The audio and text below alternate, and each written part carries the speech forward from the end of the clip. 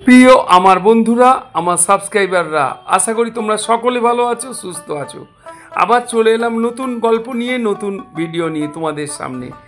আজকে অন্য দিনের মতো যেমন গল্প দিই কমেডি, যেমন গল্প দিই ভৌতিক, নানান গল্প নিয়ে আসি তোমাদের সামনে বারবার। আজকে একটা সামাজিক গরিব চাষির জীবনী নিয়ে একটু গল্প বলবো। কেমন লাগে অবশ্যই জানাবে। ভালো লাগলে গল্পটাকে শেয়ার করে দেবে, লাইক শেয়ার কমেন্টস করতে ভুলো না। অবশ্যই যারা সাবস্ক্রাইব করনি সাবস্ক্রাইব করে দিও।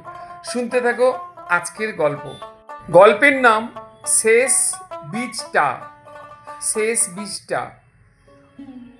বগুড়ার এক ছোট্ট গ্রামে থাকতো কৃষক রামিজ আলী। তার জমি জমা বলতে মাত্র আধা বিঘা। ঘরটা ছিল খড়ের ছাউনি দেওয়া, আর সংসারে ছিল স্ত্রী, 2 ছেলে ও একটা বুড়ো মা। ফসল বলতে সেরকম খুব যে ভালো হতো তা নয়। যদি ভালো হতো তাহলে তাদের পেটটা চলতো, না হলে বেশিরভাগ সময় তাদের ধার দেনায় দিন কেটে যায়। সে বছর বর্ষা এলো আগে ভাগেই। ধানের চারা রোপণ করতে গিয়ে রামিজ দেখল বীজই নেই। আগের বছরে খারাপ ফলনে সব বিক্রি করতে হয়েছে। এখন এক মুঠো বীজও নেই তার হাতে। কি করবে?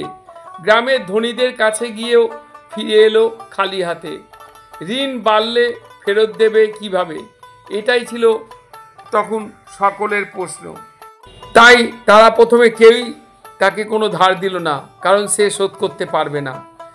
শেষে সে ঘরের চালার কোণে রাখা একটা ছোট্ট পেতলের হাঁড়ির কথা মনে পড়ল।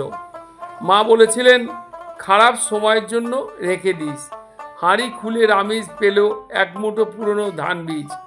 মা চোখ মেলে বলল, এটাই তো শেষ বীজ। ছেলের মুখে খাবার না তুলে ফেলে মাটিতে রামিজ চুপচাপ মাথা নিচু করল। পরদিন ভোরে সেই শেষ বীজ হাতে নিয়ে সেই জমিতে গেল।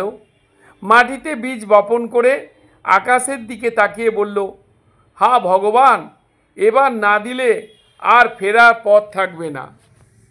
সেই বছরে বৃষ্টি যেন আশীর্বাদ হয়ে এলো। মাটির প্রতিটি চেরা ফুঁড়ে মাথা তুলল সবুজ চারা।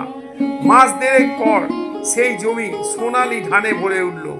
গ্রামের লোকেরা অবাক হয়ে দেখল, যাকে সবাই সাহায্য করতে চায়নি সেও পারে, কারণ তার ছিল বিশ্বাস আর পরিশ্রম।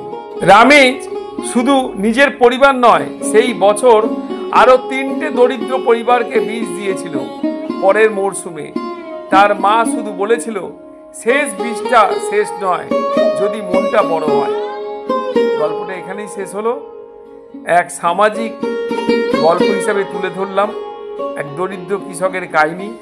কেমন লাগলো অবশ্যই জানাবে।